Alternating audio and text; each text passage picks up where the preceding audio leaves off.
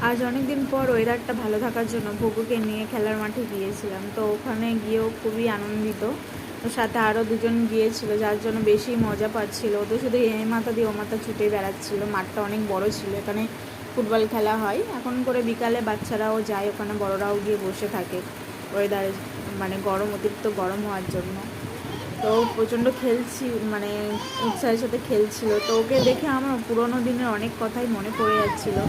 যখন একসময় আমরা ছোট ছিলাম, তখন আমরা স্কুল থেকে ফিরে মোট করেই বিকালে আমরা একসাথে খেলতে বসে যেতাম।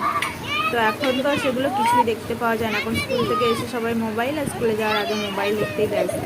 শুধু ছোটদের কথা কেন বলবো, এখন আমরা বড়রাও নিজেরাই মোবাইলেই ব্যস্ত। মোবাইল না একটু পেলেই আমাদের মনে হয় যে ওখানেই জীবন শেষ।